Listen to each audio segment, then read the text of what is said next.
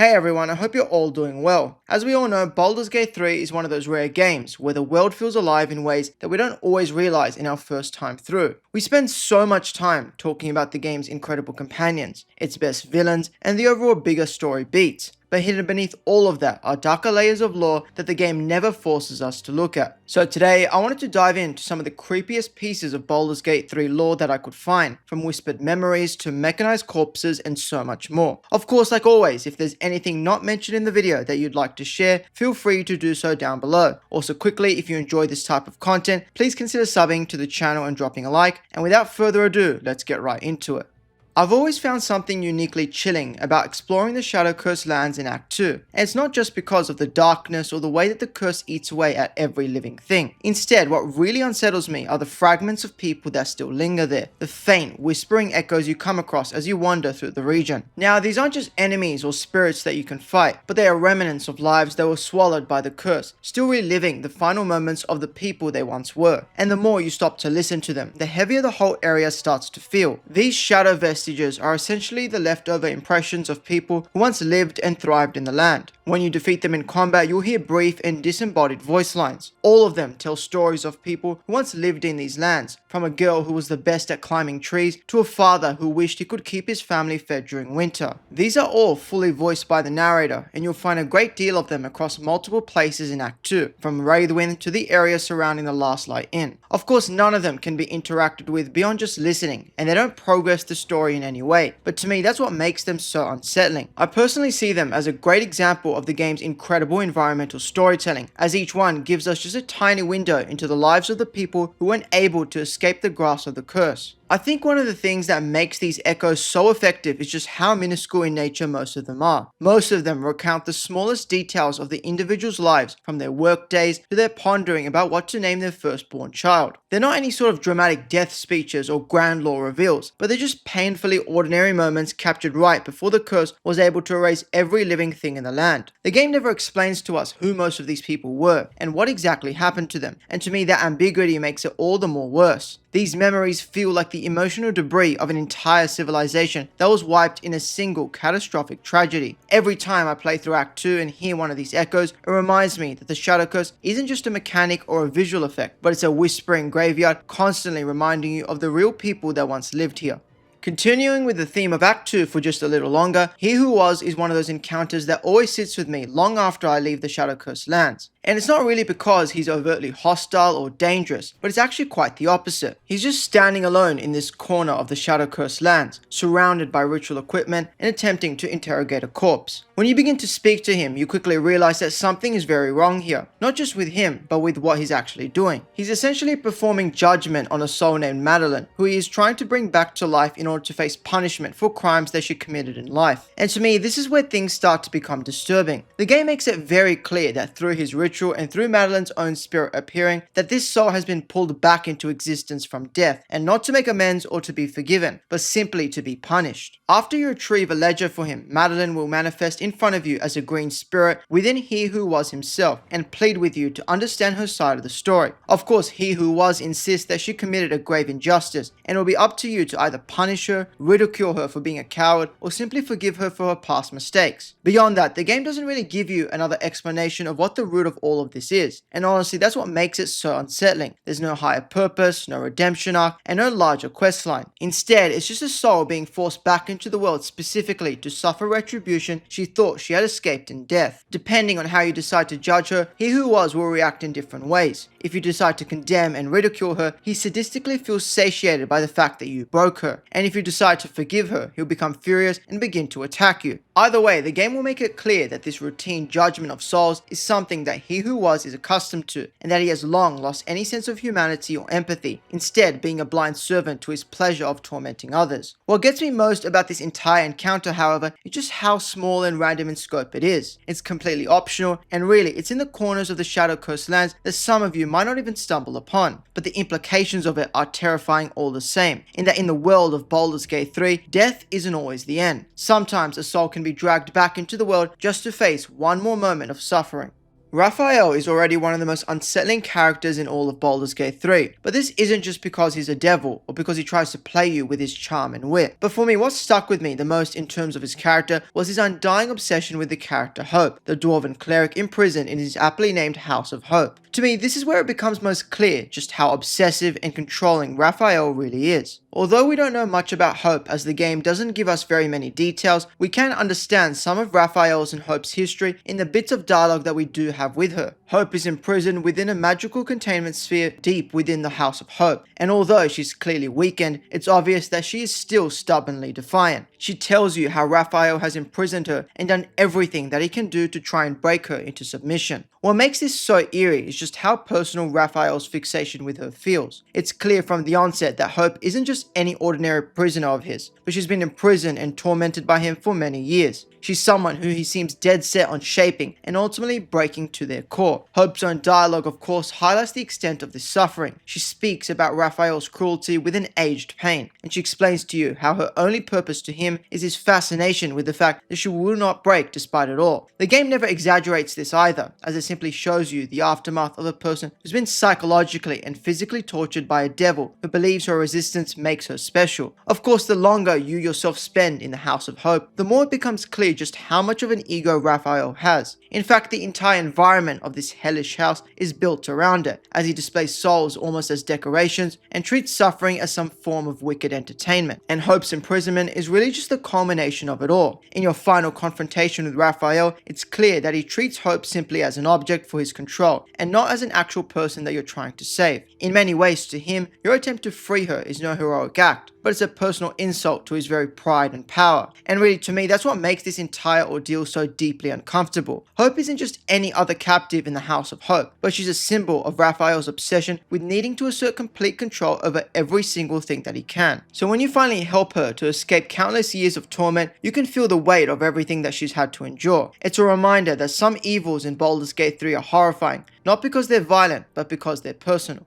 This is one of those things on the list that I really had no idea about, and honestly it could easily be the creepiest piece of lore in this entire video. When you first enter the city of Baldur's Gate in Act 3, you'll of course encounter these towering mechanical guardians that patrol the cities like symbols of authority. On the surface they speak monotonely and exist only for the purpose of enforcing Gortash's strict laws on the city. But the more you dig deep into how these constructs are actually created, the more disturbing that they become. This is because the Steel Watch aren't just machines, but they're built on the bodies and minds of unwilling victims. Now, the evidence for this is slowly revealed through multiple sources, but the most direct evidence of this comes from the quest around the Steel Watch Foundry. When you first infiltrate the place, you'll encounter the Gondians, who are the real engineers behind the Steel Watch. Of course, as you know, it's quite clear from what they say explicitly that Gortash forced them to work under the threat of death, and one Gondian even explains how the Steel Watch are powered by living minds taken from prisoners and dissidents. And if you look closer inside the foundry, the game gives you even clearer proof of this. When you enter the production floor for the Steel Watch, you'll stumble upon unfinished constructs lying on tables, and many of them contain what looks like organic parts embedded into their frames. Furthermore, the notes and schematics scattered around the area describe how the Watchers require a living host to actually function. It's even possible to find references to a so-called neural anchor being grafted directly onto the host's mind, and this is something that becomes pretty clear when you take a closer look inside of the Watcher's plates. To me, what makes this all the more horrifying is just how casually the game presents it. The foundry workers talk about units and production cycles, but when you finally free the Gondians, they make it clear that the Steel Watch are literally mechanized corpses forced to do Gortash's bidding through the Netherbrain's influence. The Steel Watch is basically an example of industrial scale necromancy mixed with torture and then dressed up as some sort of safety innovation for the people of Baldur's Gate. And to make it even worse, when you do finally destroy the foundry, the Steel Watch collapses in a way that makes it kind of obvious that they aren't just machines shutting down, but that something inside of them dies again. Again, for me personally, the Steel Watch is one of the most quietly horrifying parts of the entire game, because the game never exaggerates it or turns it into some huge dramatic twist. Instead, you have to put the pieces together yourself. So now, when you look at the Watchers walking calmly through the city, it's clear they aren't just patrolling, but they're victims stripped of their identity and humanity, trapped inside a metal shell in forced servitude to a tyrant. And once you understand that, it becomes hard to ever look at them the same way again. Now, right off the bat, I know some of you might be a little confused about this one, and really this kind of leans much more into a theory than outright lore, but I think it's still worthy of discussion either way. Yenna is one of those characters who seems completely harmless on the surface, but the more time you spend with her, the more something about her just feels off. She's of course just meant to be a scared kid who lost her mother on the road to Baldur's Gate, and on paper that's exactly what she is. But the way she behaves once she enters your camp has this almost uncanny, eerie quality that a lot of us won't pick up on immediately. To me, the first weird moment surrounding Yenna is how she even gets to your camp. You of course meet her in Rivington, and after you help her out, she asks if she can stay at your camp. Now, if you agree, she will simply appear at your camp the next time you rest, and that's pretty normal. But the unsettling part is what happens when you tell her no. The game gives you the dialogue to send her away, yet no matter what you decide to choose, she'll still somehow end up at your camp anyway. And the game doesn't frame this as anything dramatic, it's just simply how Yenna works. She'll always come to your camp cheerful and unaffected, as if your dialogue choice never even happened. Then there's her dialogue once she settles in. Almost every time you talk to her, she'll mention the same paring knife she brought with her in order to supposedly help prepare soup. Now, it's of course never presented as anything more dramatic, but it's just oddly specific, and it's pretty much the only thing she'll talk about while she's in your camp. And for those of you who never trigger the Oren kidnapping scene, Yenna will never actually cook anything at your camp. She'll just mindlessly sit there with her cat, talking about her knife and not much else. Even her placement in the camp also feels a little strange. She stands slightly apart from all of your companions, almost as if she's watching things quietly. Once she enters your camp, she never has any follow-up quests and any reactions to the events of the story, yet she's strangely just always there. But what ultimately makes Yenna so unsettling to me is that the game never explains or resolves this feeling of uneasiness surrounding her. And if you don't trigger the Oren kidnapping scene, she doesn't seem to secretly be a villain or a disguised assassin or anything of that nature. Instead, she's just a lonely child that stays at your camp, lingering in the background of your camp like the ghost of a story that never fully materializes. The House of Healing is one of those locations in Act 2 where the atmosphere alone tells you that something is deeply wrong before anyone even speaks. When you walk through its doors, the first thing you'll notice is just how quiet it is. There's no real patience, no healers bustling around, but it's just rows of beds and an eerie stillness that makes the whole place just feel twisted. And the longer you stay inside, the more obvious it becomes that this is no sanctuary, but instead it's a place of ritualized cruelty. The sisters of Shah who work here will immediately stand out because of how calm they are. None of them outwardly act like monsters or creatures that are corrupted by the shadow curse or a sense of indoctrination. Yet it becomes clear that although they may behave like actual healers, their methods and beliefs have been warped into something beyond recognition. They recite lines about perfecting the art of healing through obedience, and they talk about surgery like a religious ritual. It's not just chaotic madness, but is structured and disturbingly serene. And I think that contrast makes it feel all the more darker. But above all of this, the most creepy thing about the House of Healing has to of course be Malice Thorm, the head surgeon. He explains to you, completely straight-faced, that every patient must inherently surrender themselves to the process of healing. However, it's obvious that this is no ordinary healing, but Malice genuinely believes that dismemberment and mutilation are necessary steps towards perfection. And the game doesn't exaggerate this. You can see the results of this all around the House of Healing, but most evidently in the fact that one of the patients is strapped down, pleading for help. What makes this even more creepy is the fact that none of them believe they're doing anything wrong. Through their servitude to Shah, they genuinely believe that they're healing people. They speak about Shah's teachings and about pain as the one and only form of purification, and this ideology so clearly emanates through this entire area. The House of Healing is another great example of the game's beautifully crafted environmental storytelling. The rooms all still look functional on the surface, as the beds are made and the tools are all polished. But there are no signs of life, just silence, and a constant sense that something went horribly wrong long before you arrived. To me, the House of Healing is terrifying not because it's loud or chaotic in any way, but because it's just so quiet. Everyone, including the Sisters of Shah and Malice, believe they're doing some form of good, but instead it's clear that they're subjecting their so-called patients to insurmountable amounts of pain. Their cruelty is systematic and organized, and it turns an act meant to save lives into something deeply ritualistic and violent, and the contrast of that makes this easily one of the most creepy areas in the entire game.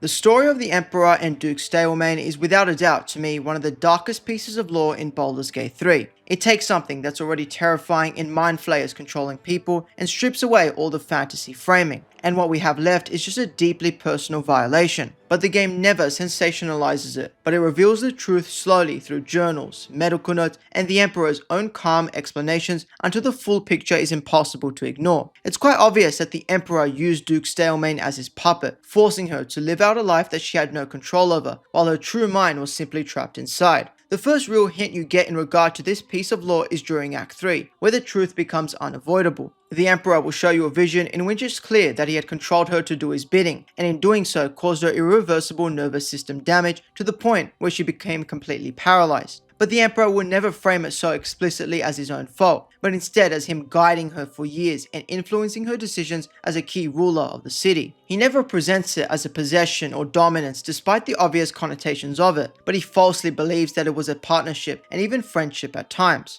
To me, that disconnect in how the Emperor sees his relationship with Stalemain and what actually happened to her as a result of his continuous psychic attacks on her mind is what makes this so disturbing. To him, using her body to speak, to move, and to govern the city was all just necessary to achieve what he wanted, but to her it was a cage that she just couldn't escape from. It becomes apparent through the brief visions of Stalemain that the Emperor presents to us that she was a confident and commanding figure within the city, but contrasting this to the bedridden and barely conscious person she became as a result of the so-called strokes she suffered due to the Emperor's psychic attacks is truly horrifying. It shows how a real person's identity was slowly erased by someone who genuinely claimed to care about her. But what gets to me the most about this story is just how casually the Emperor speaks about it. He never apologizes and never acknowledges what he did as a real cruelty. In his eyes, Stalemain was a companion and an ally that helped him survive as an Illithid within the city. But in reality, she didn't even get to choose most of what she did. She instead spent years trapped behind her own eyes, watching as her body chose and made decisions that she had no say in, until her mind finally crumbled underneath all the pressure. But as you know, this is not far from the Emperor's nature at all. His obsession with his Illithid power and using it to get what he wants is even more obvious in how he kills his closest friend, Ansa, without a second thought. It's of course one thing for a character to commit violence openly. However, the Emperor's control over Stalemain was quiet and calculated, and that's what makes it one of the scariest pieces of lore in the entire game.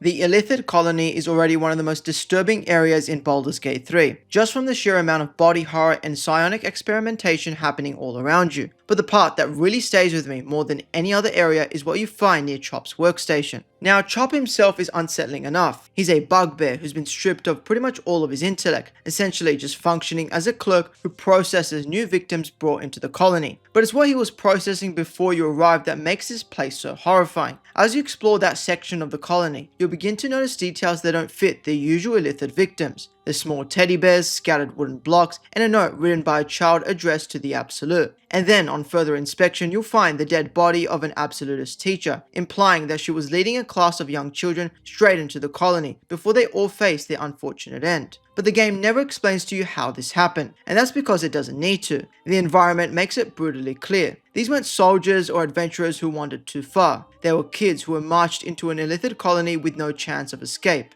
Chop's workstation further reinforces this dread. His dialogue makes it clear that he's just following routine procedure, sorting the victims and then prepping them for metamorphosis. The fact that he doesn't at all differentiate between adults and children somehow makes this even worse. To his broken mind, there's simply units that need to be catalogued. And when you realize he's been processing them without a second thought, it hits you that you're standing in a place where something truly unthinkable happened, and you were too late to save them. Chop's own mental state and his pleading for you to take his life is just another component that compounds how creepy this whole place really is. But again, the real horror of this place is just how quiet it is. These children aren't able to be interacted with or souls that you can save, but they are long gone before you ever reach the colony, and all you have left is traces of their lives. The toys scattered exactly where they dropped them. The unsuspecting note written by a student to the Absolute is the game's environmental storytelling at its very bleakest, with no cutscenes, no dialogue, just absence. I think why this area is so much more unsettling than others is because of the fact that the game rarely confronts you with the consequences of the Absolute and Mind Flayer's evils in such a personal way. You of course see ruined towns, cursed villages, and corrupted soldiers, but nothing hits as hard as the idea of a class of children being led into a Mind Flayer colony unsuspecting of what was coming their way. So when you see their belongings all mixed into Chop's room for processing, casually sorted alongside everything else, it easily becomes one of the darkest moments in the entire game. And this is not because you witness it, but because you didn't arrive in time to stop any of it. And that is some of the creepiest lore of Baldur's Gate 3 explained. The thing about the most disturbing lore of Baldur's Gate 3 is that its horror isn't loud. It's not a game that needs monsters jumping out at you or over-the-top shock value. Instead, its darkest moments come from the small and quiet truths that are scattered throughout the world, the tragedies that you uncover long after they've already happened, the people you're never able to save, and the secrets tucked away in forgotten, dark corners. And that, to me, is what makes this game so special. It doesn't give you everything on a platter, but it trusts you to discover these stories on your own. Anyway, that's all from me for today's video. If you enjoyed, please consider subbing to the channel for more Baldur's Gate 3 and RPG content, and I'll see you all in the next one. Peace.